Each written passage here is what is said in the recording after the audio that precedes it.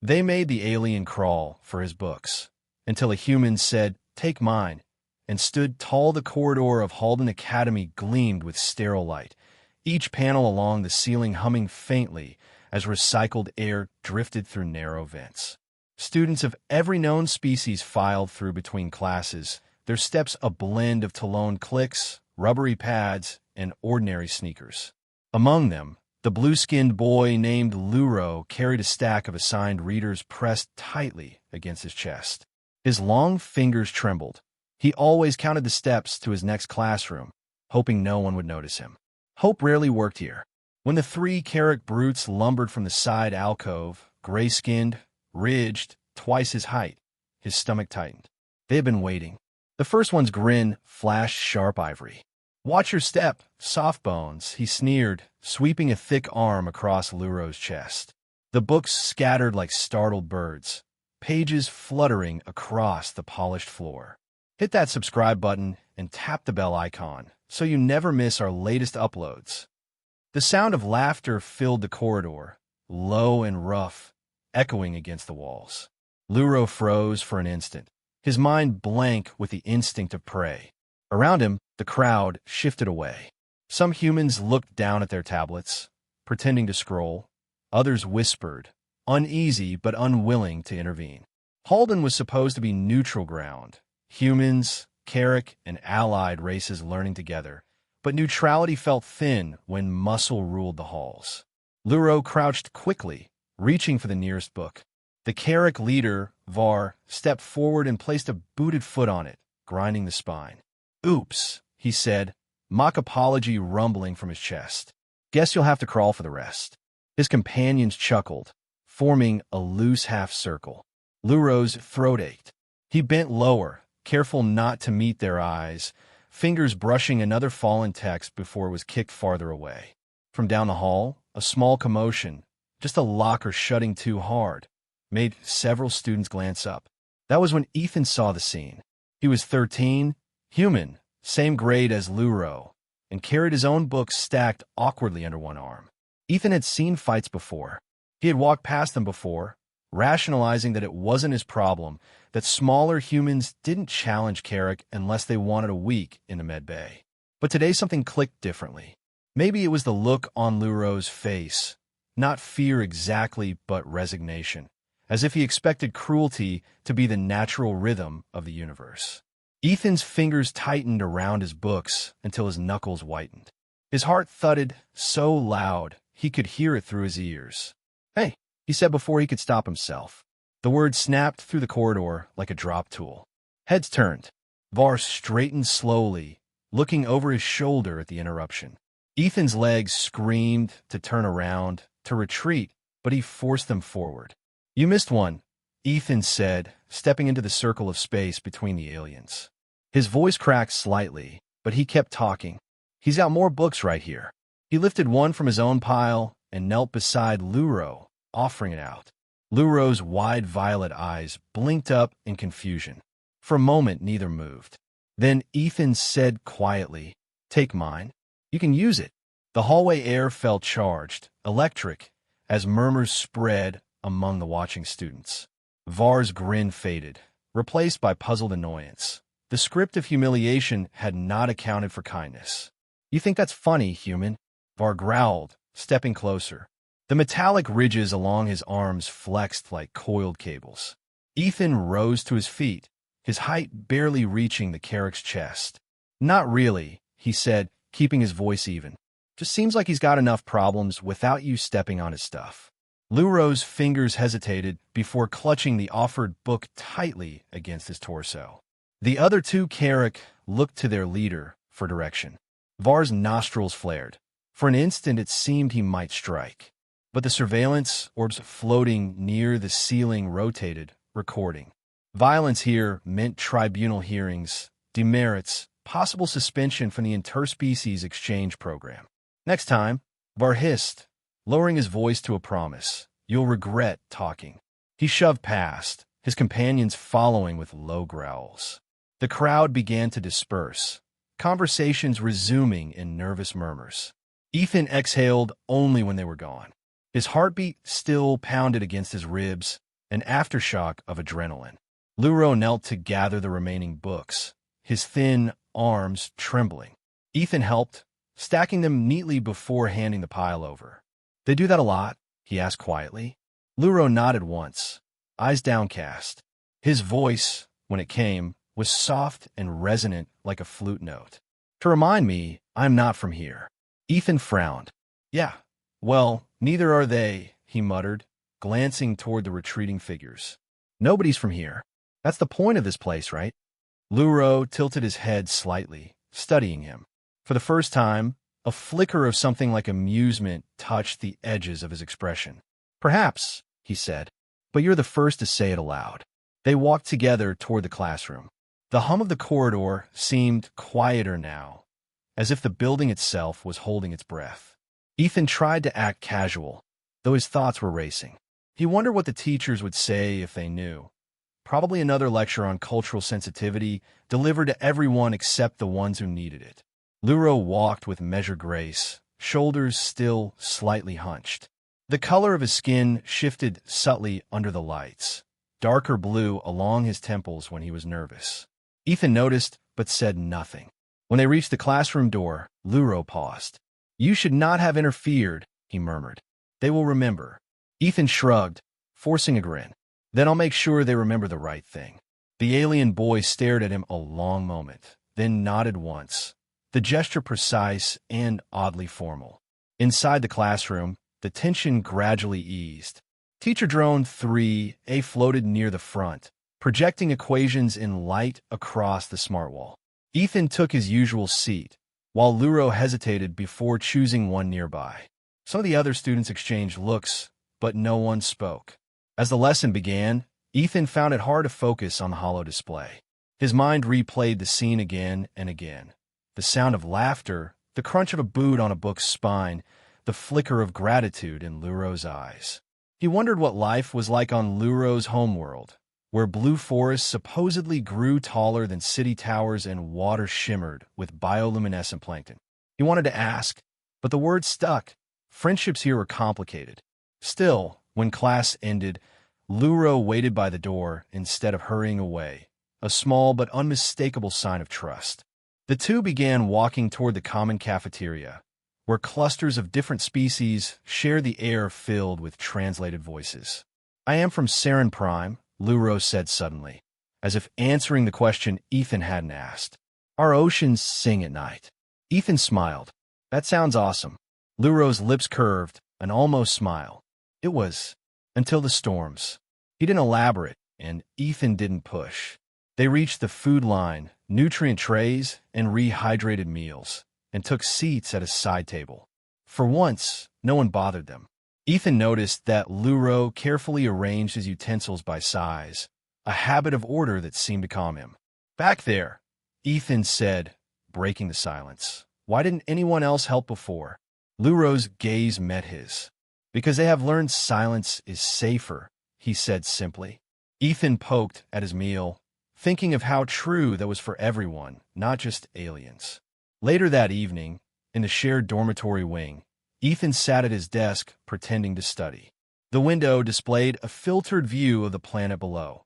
Halden orbital hung in permanent twilight, circling a red dwarf star. Distant cargo shuttles glided like slow meteors. He could hear laughter from another room, the Karruk probably bragging about their scare tactics. His stomach twisted, but not from fear this time, from resolve. He didn't know what he could do, but he knew he couldn't let things stay the same. Across the hall, a faint melody drifted through Luro's open door, soft harmonic notes produced by a crystal instrument unlike any Ethan had heard. He listened quietly, then knocked once. "You played it yourself?" he asked. Luro looked up, surprised. "Yes. It reminds me of home." Ethan smiled. "It reminds me to keep trying." They talked until curfew alarms pulsed through the dorms.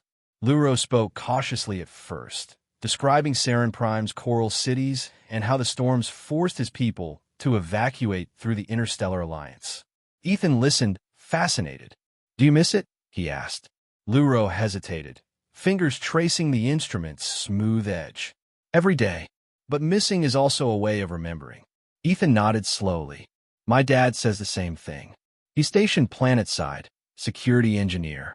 Says remembering's how you make something matter.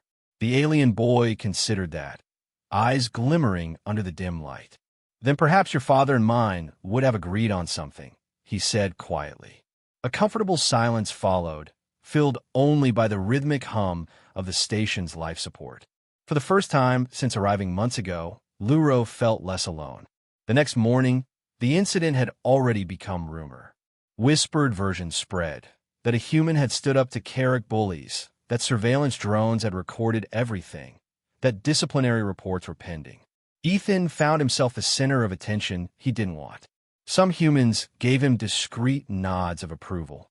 Others avoided him, afraid of association. The Karruk ignored him, which was somehow worse. Luro walked beside him, calm but alert. They will test you again, he warned softly. Ethan nodded. Then we'll both pass. His grin was quick, but genuine. That day in class, when the assignment pairs were announced for the upcoming interspecies cooperation project, the system matched them together. Perhaps coincidence, perhaps fate. The teacher drone explained that they were to design a small gravity-adaptive shelter for use in variable pressure environments. Ethan's mind immediately buzzed with possibilities. By afternoon, they were in the fabrication lab, surrounded by modular tools and translucent materials. Luro examined the components with practiced precision. Your machines are efficient, he said, but they lack grace. Ethan laughed. Grace costs extra. Together, they began sketching ideas on the hollow board. Collapsible struts, adaptive pressure membranes, kinetic seals. Ethan handled the mechanical logic while Luro adjusted resonance algorithms that could tune the structure to local vibrations. They worked late, their movements gradually syncing like musicians finding the same rhythm. When a model finally stabilized, Ethan leaned back. You're pretty good at this. Luro tilted his head. On Sarin Prime, design is considered a form of empathy. One must feel how a structure wishes to exist. Ethan grinned. Guess I'm learning alien empathy then. Luro's answering smile was small but real. Outside the lab, Var watched through the observation window, jaw tightening. The rumor of humiliation had spread among his peers. The notion that a human boy had made a Karruk back down gnawed at his pride. His kind valued dominance, visible strength, the hierarchy of fear. A single act of defiance threatened that order. He'll learn his place, Var muttered to his companions. The others nodded grimly. Inside, Ethan felt the hairs rise on his neck as if sensing danger. He glanced up but saw only the lab lights reflected in a glass. Luro noticed the change in his expression. What is it? Nothing, Ethan said quickly. But deep down, he knew the story wasn't over. The next test would come soon, and this time, kindness alone might not be enough. The next few days at Halden Academy moved like the tense calm before storm. Ethan and Luro's partnership became the quiet talk of the corridors. Whispers followed them through the cafeteria and lab wings. Some called it brave, others foolish, but no one denied that something had shifted. A single act of defiance had become a crack in the social order that bullies used to keep everyone divided. Ethan felt it in the way people looked at him, half admiration, half warning. Luro, however, seemed untouched by rumor. He carried himself with the same deliberate calm, though Ethan sometimes caught him scanning corners, as if expecting another ambush. In their shared project room, surrounded by tools and soft blue light, they built more than a shelter. They built an unspoken understanding forged from difference and courage. One evening, as they tested the stabilizers on their gravity-adaptive model, the generator sputtered. Sparks flared, followed by a high-pitched whine that made Ethan flinch. Pressure coils overloading, he said, ducking instinctively. Luro was already moving, long fingers flying over the console, adjusting harmonics with swift, musical precision. The sound dimmed to a low hum. Ethan blinked at him. How did you do that? Luro's eyes reflected the pulsing light. Your design stabilizes by pressure, ours by tone. The structure listens. Ethan stared at the softly glowing framework that now stood perfectly still. You make it sound alive. In a sense, Luro replied. All things respond to care. Even metal. Ethan smiled faintly. Guess that's a universal truth. Their laughter mingled, small and genuine against the mechanical backdrop. The following morning, the Academy's daily bulletin shimmered onto their tablet screens. A message from the disciplinary board announced a tribunal to address recent interspecies conduct violations. Ethan felt his chest tighten. He knew who that meant. They're going after Var, he murmured. Luro's expression darkened. Then he will look for someone to blame. The same thought hit them both. Before lunch, they saw him again, Var, and his two companions standing by the rec-yard gates, waiting. Ethan felt his palms sweat, but he didn't change direction. Walk straight, he whispered. The air between the opposing species felt electric, full of things unsaid. As they passed, Var spoke, his tone low. You cost me status, human. Ethan kept walking, eyes forward. Maybe earn it differently, he muttered. That was enough. Var's hand shot out, grabbing Ethan's shoulder. The impact spun him around.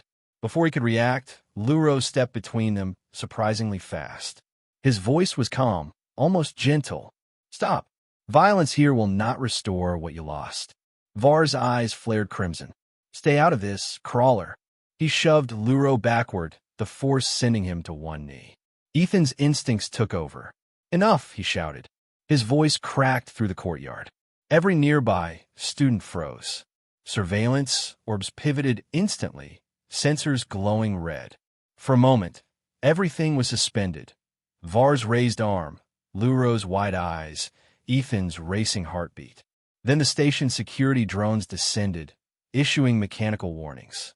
The confrontation ended not with fists, but with the shriek of alarms and the cold authority of recorded footage.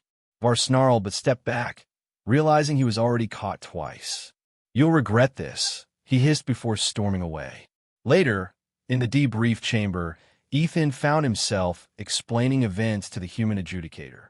Luro sat silently beside him, translating nuances only when asked.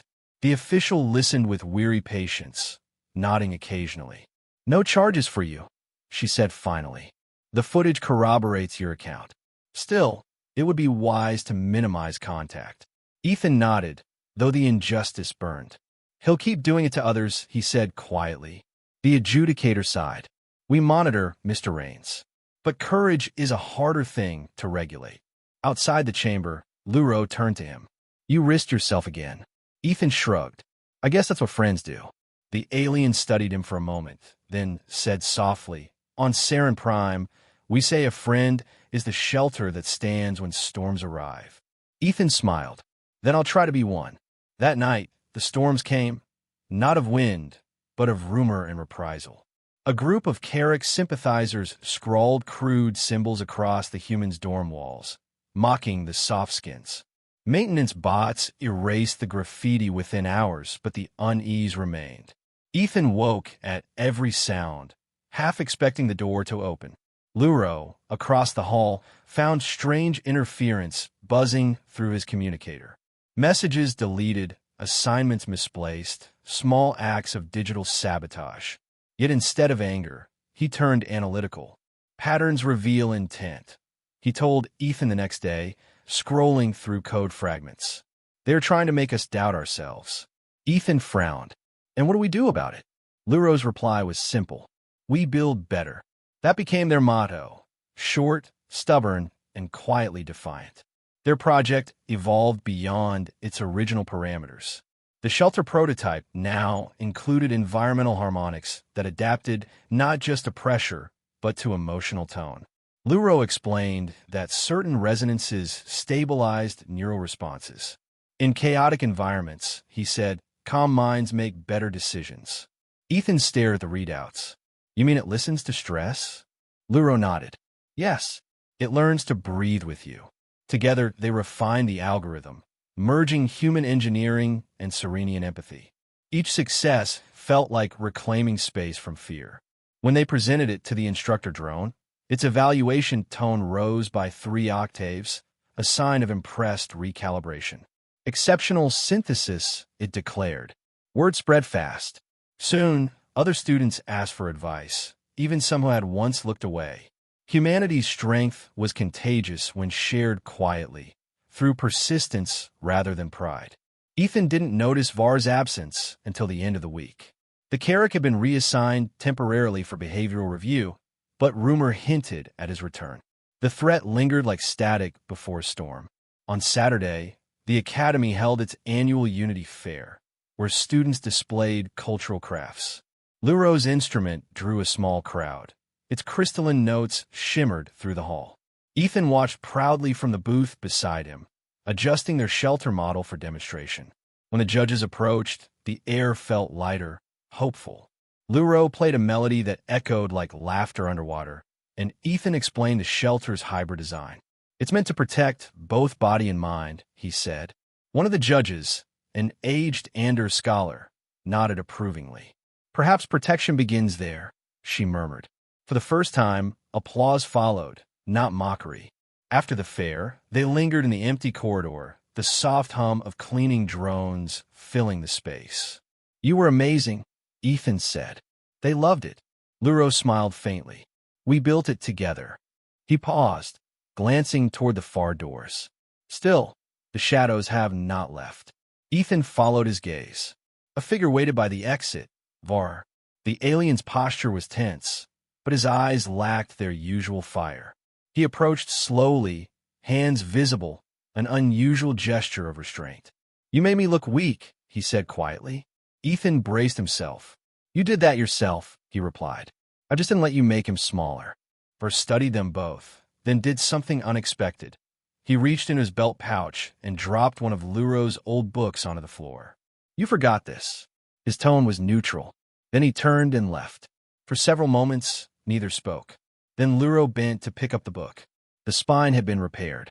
"Perhaps storms can pass," he murmured. Ethan exhaled, tension draining. Maybe some just take longer to clear. They returned to their dorms in silence, both aware that the Academy had changed in small, invisible ways. Kindness had rippled through corridors once ruled by intimidation. The next day, when a younger student tripped and scattered his materials, 3 others rushed to help without hesitation. Ethan noticed from across the hall, a quiet smile tugging at his mouth. "See that?" he said. Luro nodded. "Yes, the shelter holds." The words carried weight beyond architecture. The world might still be divided by color, shape, and homeworld, but connection, human and alien, was being rebuilt one act at a time. Yet peace remained fragile. Reports arrived of unrest on Saren Prime. Reconstruction efforts faltered, and refugees grew restless. Luro received encrypted transmissions at night, his expression shadowed. Ethan pretended not to notice, until one evening he couldn't ignore it. "Bad news?" he asked softly. Luro hesitated. "My people are losing hope. They believe the Alliance forgets them." Ethan leaned forward. "Then remind them. Show them what we built." Luro looked at him, eyes luminous. "Would you come with me? If they ask for proof that unity can't exist." The question hung heavy. "You mean to Saren Prime?" Ethan's heart raced. "That's way beyond student travel limits." "I will request it through the council," Luro said calmly. "They respect courage." Ethan smiled faintly. "Guess that's one thing we both have." The approval process took weeks. During that time, Ethan faced countless inquiries from administrators and peers. Some warned him against going. Too dangerous, too political. But the more they doubted, the clearer his decision became. Humanity's strength wasn't in retreat, but in reaching forward. When clearance finally came, he and Luro stood before the Academy viewport, gazing at the shuttle waiting in the docking bay. "Are you ready?" Luro asked. Ethan grinned nervously. "Not even close. But let's go anyway." As the hatch sealed and the engines rumbled, Halden Orbital shrank behind them like a bright memory. Ahead lay the unknown shimmer of Saren Prime, a world of storms and songs waiting to hear what one act of friendship had begun. Somewhere deep inside, Ethan felt the hum of their shelter, steady, alive, listening. When the shuttle broke through Saren Prime's atmosphere, Ethan felt the pull of gravity settle differently, thicker and heavier, like the air itself carried history.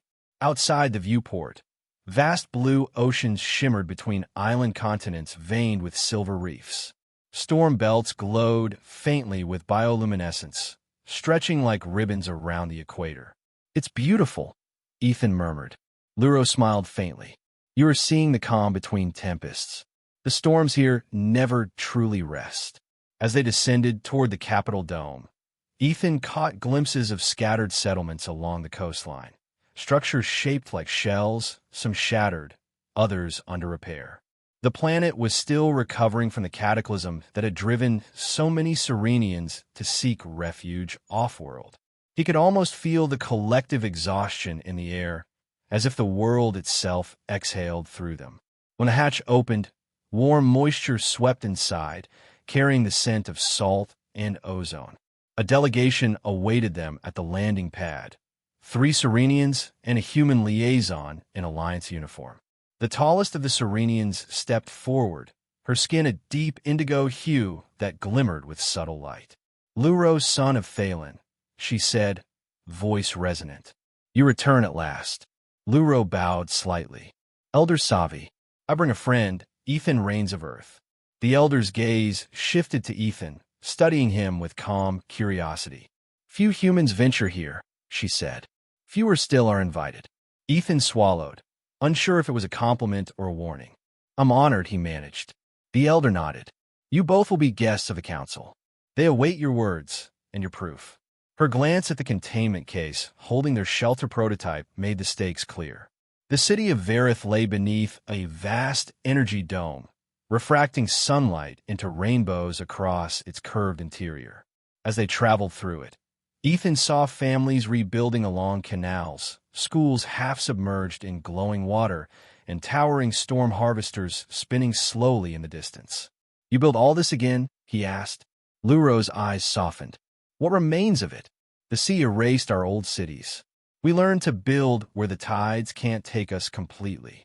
Their transport glided along a narrow causeway toward the council citadel, a structure of interlocking arcs that shimmered like glass under shallow waves.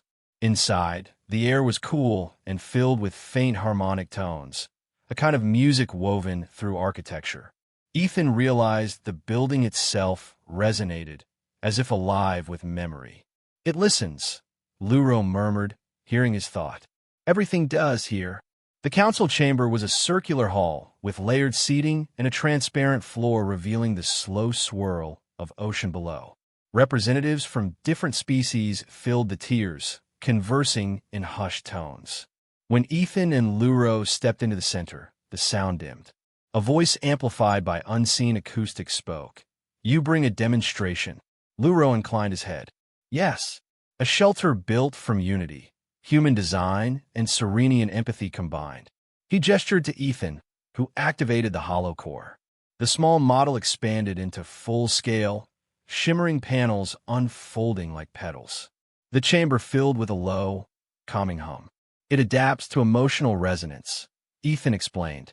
The more discord around it, the stronger it stabilizes. Murmurs rippled through the assembly. You build a machine that feels? Someone asked. Luro's voice carried softly. Not feels, understands harmony. For several minutes, the council tested it. Serenians approached, their tones shifting from suspicion to awe as the structure responded. Colors deepening, air pressure evening. The human liaison stepped forward, scanning readings. It's stable beyond standard variance, she noted. Energy consumption minimal. Elder Scifi regarded them both. What inspired such creation? Ethan hesitated. A hallway, he said finally. One where someone decided not to look away. There was silence, broken only by the rhythmic sound of the sea beneath the floor. The elder's eyes softened. Then perhaps the smallest gestures are still the strongest currents. Approval spread among the council. Authorization sigils flickered across the walls. Luro exhaled deeply. They will implement it across coastal zones, he whispered. Ethan grinned. Guess we passed the test. But Scifi's next words tempered his triumph. Be careful. Not all storms are weather. That night, they stayed in guest quarters overlooking the bioluminescent bay. Ethan couldn't sleep. Outside, lightning flickered through distant clouds, illuminating ruined spires jutting from the water. He thought of Halden Academy, of the bullies, of how small moments could ripple across worlds. Luro sat near the window, fingers moving across his crystalline instrument. The melody was slower tonight, full of weight. "You're thinking about home," Ethan said. "So are you," Luro replied without looking up. "We are both far from where we began." Ethan leaned back on the bunk, staring at the ceiling's shifting patterns. "Do you ever think we're too small to change anything?" Luro paused mid-note. "On Saren Prime, even a drop shapes the tide. We just forget to notice how." The quiet between them felt vast, yet somehow shared. The next morning, the sky darkened with gathering storms. Their prototype was transported to a nearby coastal settlement for field testing. Dozens of workers assembled as waves pounded the barriers. Ethan adjusted the calibrators while Luro tuned the resonance nodes. "Winds at 40 knots, the technician warned. "If this holds, we can rebuild inland." Ethan secured the last bolt and nodded. "Let's make it sing." The storm hit harder than expected. Rain lashed sideways. Air howled through fractured walls. Yet the shelter stood firm, panels glowing brighter with every gust. The harmonic field expanded, dampening tremors, creating a bubble of stillness amid chaos. Luro's voice rose above the wind, chanting a pattern his ancestors used to calm the sea. Ethan added frequency modulation, their inputs blending perfectly.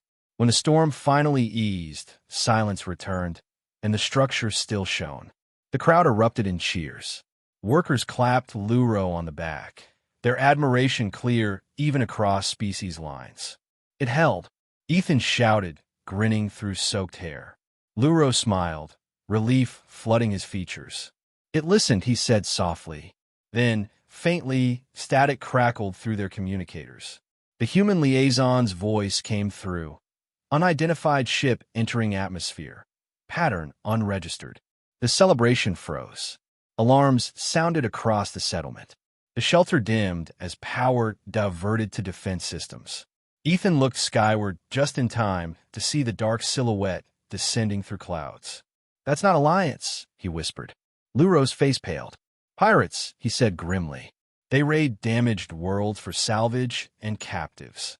Ethan felt adrenaline surge. "Then we warn the others." But the first explosion ripped through the shoreline before they could move. They ducked as debris rained around them. Ethan's ears rang, vision blurred by smoke and salt spray. Luro pulled him behind the shelter's curved wall. "It can shield us," he shouted. The structure shimmered, expanding its harmonic field to encompass nearby civilians. Fire streaked across the sky from strafing drones. "We need to stop them," Ethan said. Luro shook his head. "We are engineers, not soldiers." "Then we improvise," Ethan countered, eyes narrowing. He grabbed a power coupler from the equipment case and began rerouting the shelter's energy output. "If we overcharge the resonance, it might disrupt their targeting systems." Luro hesitated, then nodded.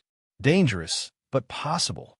Together they worked, fingers moving through chaos. The shelter's hum deepened to a vibration that made the ground tremble. Above, the attackers' drones faltered, veering off course. The plan worked too well. A shockwave rippled outward, toppling damaged towers and sending waves surging against the barrier. "Cut the feedback," Ethan yelled. Luro tried, but the harmonics spiraled beyond control, resonating with the entire bay. The water itself began to glow, pulsing in time with the shelter. "It's synchronizing with the ocean," Luro shouted. "We have to stabilize or it will." A brilliant flash interrupted him. For a second, everything vanished in white light. Then sound returned, crashing waves, shouting voices, alarms. The pirates retreated, their ships disrupted by the resonance. When the haze cleared, the shelter still stood, now fused into the shoreline like a permanent fixture. Ethan staggered, coughing. Did we just save a planet?" Luro managed a shaky laugh. "Perhaps only a piece of it. But that is enough." Rescue crews arrived, followed by council transports. The settlement was battered but intact. Elder Savi's hologram appeared beside them, her expression a mix of awe and reprimand. "You interfered with planetary frequencies," she said. "You could have destabilized the whole bay." Ethan swallowed. We didn't have a choice. Scifi studied him, then nodded slowly. And yet, you saved lives. You remind us that fear can silence reason, and reason can silence courage. The balance must remain. Luro bowed deeply. We accept responsibility. The elder's tone softened. Then you will also accept honor. The council has declared your design a foundation for new planetary defenses. Ethan blinked. You mean they'll build more? Yes, she said. They already have. In the distance, harmonic towers began rising from the sea, shimmering like hope reborn. That night, as emergency lights flickered over the rebuilt settlement, Ethan and Luro sat side by side on a shattered seawall. The sky had cleared to reveal twin moons reflected in calm water. I think your planet likes us, Ethan said. Luro chuckled softly. It tolerates us. That is the beginning of friendship. Ethan glanced at the glowing shelter. Its hum steady and peaceful now. You know, if you hadn't dropped your books that day, none of this would have happened. Luro's eyes sparkled. Then perhaps even humiliation has purpose. Ethan grinned. I'll take that over destiny any day. The wind carried faint music from the crystalline towers, echoing the same melody Luro had played at the Academy. It was as if the world itself had learned the tune and was quietly singing it back. The morning after the storm's end was painted in strange light, pale gold breaking through clouds like the planet itself had decided to breathe again. Ethan woke to the rhythmic thrum of waves and the soft glow of repaired energy lines tracing along the rebuilt shore. His muscles ached, but it was the good kind of ache, the kind that followed survival and work worth doing. Luro was already awake, standing at the edge of the seawall, his reflection shimmering in the water below. The sea sings differently today, he said when Ethan joined him. It remembers what almost was. Ethan followed his gaze to the horizon, where the first of the new harmonic towers shimmered like upright instruments. You think it forgives us for shaking it up yesterday? He asked. Luro's smile was faint. Forgiveness and harmony sound the same here. By midday, the settlement buzzed with purpose. Engineers from both species coordinated repairs using the prototype's design. Ethan and Luro oversaw recalibrations, adjusting frequencies to prevent another oversurge. You think they'll ever stop arguing about who saved the day? Ethan asked, tightening a bolt. Luro's tone carried amusement. Likely not, but that is how shared credit begins. A group of young Serenians approached timidly, their blue eyes bright. One of them handed Luro a shell fragment etched with their symbol for unity. Our families say your shelter sang to the storm, she said. Luro knelt, accepting it reverently. It sang because we did, he replied. Ethan watched, realizing that the act of kindness in a distant corridor had rippled outward through cultures and oceans until it became something alive. A living proof of what could happen when compassion refused to stay silent. That evening, the council requested a second demonstration, this time to integrate the resonance network planet-wide. The stakes had grown. If this works, the liaison explained, Saren Prime will become a stabilizing beacon for the outer colonies. Ethan felt the weight of that. And if it doesn't, then the storms return stronger. The room fell silent. Luro looked at him across the console. We began this together, he said quietly. We will finish it. The plan was intricate. Synchronize the towers through the shelter's original harmonic core. But the core had absorbed resonance from the bay during the battle. It now pulsed faintly, like a heart. It's alive, Ethan murmured. Not alive, Luro corrected softly, but aware. They both knew what that meant. Unpredictable results. Still, they prepared, aligning frequencies through the planetary grid as storm fronts began to gather once again. When night fell, the sky ignited. Massive arcs of lightning split the horizon, illuminating the sea with eerie brilliance. The control platform shook under their feet as winds howled through open vents. Court is charging, Ethan shouted over the noise. Luro's hands moved in precise rhythm across the interface, modulating tones. Frequency drift 0.03. Stabilize at harmonic C7. Ethan replied. The air itself vibrated, resonant pressure making their bones hum. For a terrifying moment, the system overloaded, panels flashing red. Then the shelter's core released a single, pure note, a sound that seemed to stretch across the planet. Waves subsided. Winds folded inward like cloth being gathered. The storm unraveled into mist. Silence followed, deep and strange. Ethan realized his hands were still trembling. Did we just calm a world? Luro's eyes shone faintly. No, we reminded it to listen. The aftermath was surreal. News broadcasts spread the event across colonies, calling it the Resonance Miracle. Alliance delegates arrived to study the phenomenon. Ethan found himself answering endless questions, each more technical than the last. Yet under the attention, he felt hollow. They're turning it into spectacle, he said one night, pacing their quarters. It wasn't about fame. Luro looked up from his instrument. Perhaps it must be remembered before it can be understood. Ethan sat heavily beside him. Do you ever miss the quiet?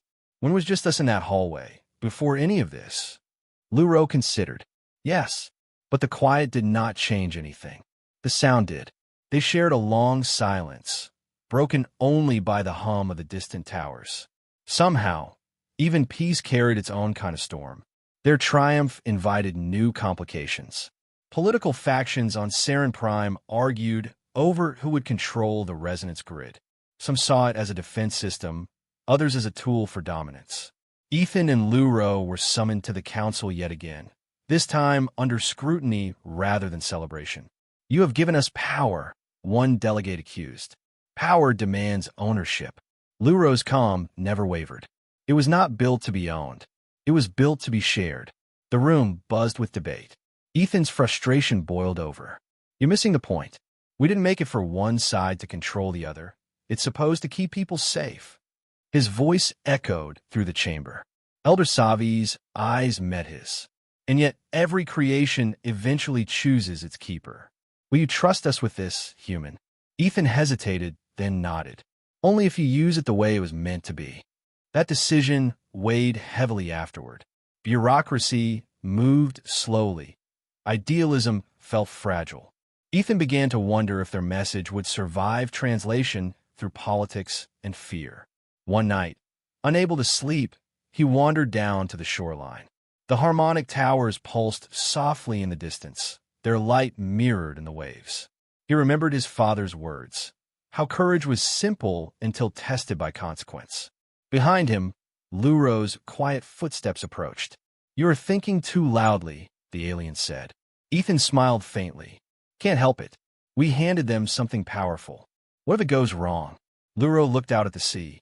Then it will still have been right to try. His calm certainty settled Ethan's thoughts. Sometimes faith wasn't belief. It was persistence when logic ran out. They stood there until dawn painted the horizon in luminous blue. Weeks passed, and their work transformed into legend. Children played by the stabilized shores, mimicking this song of the humans. The council finally ratified a shared governance treaty, ensuring that no single species could weaponize the resonance. Ethan watched the broadcast, relief mingled with disbelief. We actually did it, he said softly. Luro nodded. The tide turned. But even as they celebrated, a coded message arrived from Halden Academy. New unrest had begun among student factions, inspired by misinterpreted rumors of their heroism. They're fighting over what it means to be strong. Ethan read aloud, frowning. Luro's gaze was thoughtful. Then perhaps we must return. Storms travel faster than ships. Within days, they boarded a shuttle back toward the orbiting academy, carrying not just the core's data, but the burden of example. The journey home felt heavier than the one that brought them here. When they docked, Halden's corridors felt smaller, more fragile. Posters celebrated their success, but whispers followed like ghosts. The Karruk who once mocked them now watched in uneasy respect, while others plotted new hierarchies of power. We changed one world, Ethan murmured, and now we have to fix this one. Luro nodded. Every harmony must be tuned again. They requested an open assembly, gathering humans, Karruk, and other species in the main atrium. Ethan stood before them, heart pounding as hundreds of eyes fixed on him. You've all heard what happened on Saren Prime, he began. But none of it started with power or technology. It started with someone dropping their books, and someone else deciding to care. The silence that followed was heavy, then slowly broke into ripples of understanding. Words could be storms too, when spoken with truth. When the assembly ended, students lingered in small groups, talking differently now, less guarded, more open. Ethan leaned against the wall, exhausted but content. Luro approached, his expression unreadable. "You spoke like a leader," he said. "I spoke like someone scared to fail," Ethan replied with a grin. "That is how leaders sound before they learn otherwise," Luro said gently. The air around them hummed faintly. One of the Academy's drones replayed fragments of his speech across the intercom, amplifying the message. Ethan winced. "Guess the whole station gets to hear me ramble now." "Then let them," Luro said. "Harmony grows by echo." The simplicity of his statement made Ethan laugh. "You know, sometimes you sound like a philosopher." Luro tilted his head. "Perhaps philosophy is only remembering what kindness already knows." In the days that followed, small miracles unfolded across the Academy. Mixed species study groups formed where segregation once ruled. The Karruk installed safety protocols in shared labs. Humans joined Serenian art circles to learn resonance craft. It wasn't perfect, tension never disappeared entirely, but it was motion progress. One afternoon, Ethan found Var repairing a damaged training drone. Their eyes met. The silence stretched, then Var said roughly, "That shelter of yours, it worked."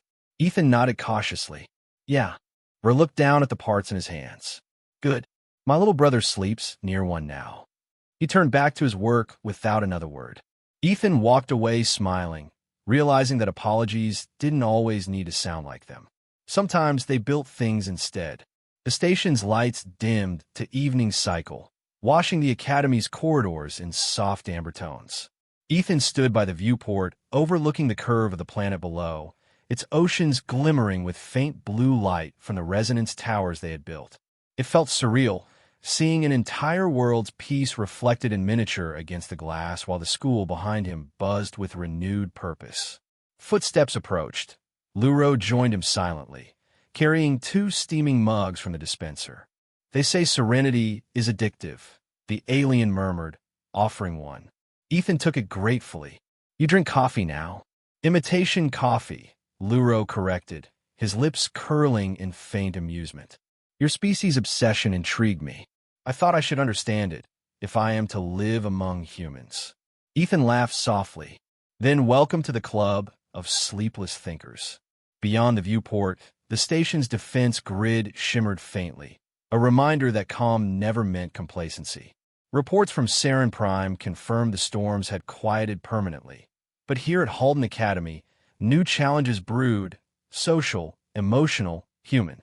"They're starting a shared mentorship program," Ethan said, glancing at his wrist display. "Humans, Karruk, Serenians paired for the younger years. You're on the list to lead it." Luro's eyes widened slightly. "Am I qualified?" "More than anyone," Ethan said. "You taught me half of what I know about courage." Luro tilted his head. "And you taught me to speak when silence felt safer." They exchanged a quiet look, the kind that carried both gratitude and fatigue. The corridor lights flickered briefly as maintenance drones passed, like fireflies of machinery tending their artificial ecosystem. Later, they returned to their shared lab to find it transformed. Students had decorated the walls with holographic murals, handprints of different species overlapping, surrounded by small written notes. "We build better." Ethan ran his fingers over one glowing imprint. "Guess we started something," he said. Luro nodded slowly, a melody others remembered. The room hummed faintly with active circuits. The shelter core rested in its containment cradle, now dormant after transmission to Saren Prime. "Think it dreams?" Ethan asked, half joking. Luro's gaze softened. "If memory is a form of dreaming, then yes. It remembers the storm and the song that calmed it." Ethan smiled. "Then maybe it's teaching the stars to listen too." For a while, they simply sat, surrounded by the soft hum of potential, the air thick with quiet satisfaction that didn't need words. But peace was rarely static. A transmission arrived 2 days later from the Alliance Council, a request for both of them to travel to the outer colonies, where new disputes threatened another breakdown of cooperation. They want us to speak about what we built, Ethan said, scanning the message. About unity. Luro's expression was unreadable. They wish to make symbols of us. Ethan sighed. Maybe symbols are just stories people need to believe in, as long as it helps. He hesitated. You think we should go? If words can prevent storms, then yes, Luro replied. Ethan grinned. Back to saving the galaxy, one awkward speech at a time. The decision was simple, the meaning enormous. They began preparing for departure, though both knew they weren't leaving to be heroes. They were leaving to keep proving humanity's promise wasn't an accident. The farewell ceremony at Halden was small but heartfelt. Teacher drones projected moments from their time together. The corridor where it began, the first prototype's glow, the fair, the storm. Ethan felt an ache deep in his chest, watching those memories replay. Ver stood among the crowd, silent, then stepped forward to hand Ethan a repaired textbook, the same kind Luro once had to crawl for. For luck, he muttered. Ethan took it, stunned, then smiled. Thanks. When the applause ended, Luro played one last song on his crystalline instrument. Its melody flowed through the atrium like light made sound, weaving through every listener regardless of species. The sound transcended translation. Ethan watched faces soften, walls between them dissolving, and thought, this is what being human means, finding ways for hearts to hear each other even when words fail. The shuttle ride to the colonies was quieter than he expected. Ethan sat by the window, watching stars stretch into lines as they jumped through slipstream. You ever wonder what your people will remember of all this? He asked. Luro considered. They will remember that we stood up, that someone offered his book when another's was broken. Ethan chuckled softly. That's how it started, huh? Small beginnings, Luro said, but every harmony begins with a single note. The simplicity of that truth settled between them like warmth. Ethan rested his head back. Exhaustion mingled with contentment. You think we'll ever stop being scared before doing the right thing? Perhaps fear is the reminder that it matters, Luro replied. Outside, the slipstream shimmered, streaking infinite possibilities through the dark. When they arrived at the frontier station orbiting Karruk 4, tension was palpable. Representatives from rival factions gathered, their voices sharp even through translation filters. Here we go again, Ethan muttered. The moderator gestured for him and Luro to speak. Ethan stepped forward, palms sweating. He remembered his first confrontation at Halden, remembered standing against fear with nothing but a word. I'm not here to tell you humans have all the answers, he began. But I've seen what happens when we stop trying to understand each other. We lose more than cities. We lose the chance to build something worth keeping. Luro joined him, his voice smooth and resonant. Storms will always exist. Harmony is not their absence. It is the courage to sing through them. The room quieted. Even hardened officials leaned forward, listening not to politics, but to sincerity. Their speech didn't solve everything. It never could. But it started conversations that hadn't been possible before. Over the next days, they helped mediate designs for shared resonance systems, simpler versions of the Sarin Prime network, tuned to local needs. Ethan worked late, guiding teams through calibration. Luro trained diplomats to listen to tone as much as words. Together, they created bridges invisible yet strong. One evening, after a long session, Ethan watched the twin suns of Karruk 4 sink below the horizon. Feels like déjà vu, he said. Luro smiled faintly. Because harmony repeats until it is remembered. They stood side by side as night settled, twin silhouettes against starlight, unaware that their image would later become a symbol displayed across colonies. Two figures from different worlds facing the same sky, united not by power, but by choice. Months later, back at Halden, the corridors buzzed again, this time with excitement, not fear. Students studied the Rain Sarin Protocol as part of history. Ethan sometimes caught newcomers whispering, "That's him," and felt both embarrassed and proud. Luro had become an instructor in intercultural design, his classes filled beyond capacity. One afternoon, as Ethan passed the atrium, he noticed a small memorial installed near the lockers, a sculpture of an open book and a reaching hand, crafted from alloy and crystal. Beneath it, an inscription read, "One act of kindness changed the course of worlds." Ethan stood there a long time, tracing the engraved letters. When Luro joined him, neither spoke for a while. Finally, Ethan said, "You think we earned that?" Luro's answer was simple. "We lived it." Sometimes that was all the justification a story needed. In the years that followed, Halden Academy flourished as a model for interspecies cooperation. Resonance architecture spread across colonies, its hum becoming the background rhythm of civilization. Whenever storms threatened, political, emotional, or literal, the towers sang and people remembered. Ethan and Luro remained close, partners in both research and friendship. They often met at the same viewport where everything had started, now marked by a small plaque reading. Here, someone stood up. One evening, as they watched the stars drift, Ethan said softly, "You ever think about how far we've come?" Luro smiled. "Far enough to prove that courage does not require power, only presence." Ethan laughed. "Guess humanity's secret weapon is just showing up." And staying, Luro added.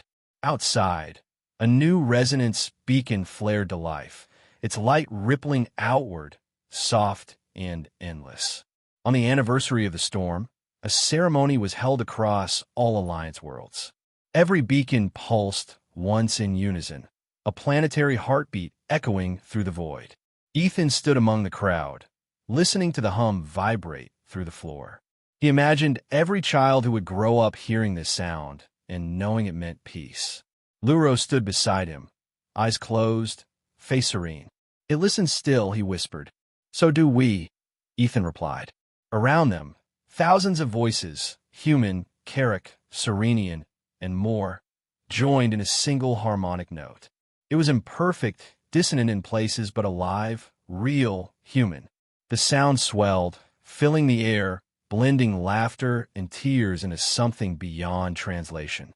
For the first time in memory, the universe itself seemed to pause and listen back. When the resonance faded, Ethan turned to Luro. "So what now?" he asked. "Now," Luro said, gazing at the stars, "we begin the next melody." The answer was simple, but it carried all the weight of everything they had survived and built. Together, they walked away from the plaza, two friends whose shared kindness had become a symphony of worlds. Behind them, the beacons pulsed again, steady as heartbeats, reminders that humanity's greatest strength had never been its technology or its might, but its stubborn, shining capacity to care.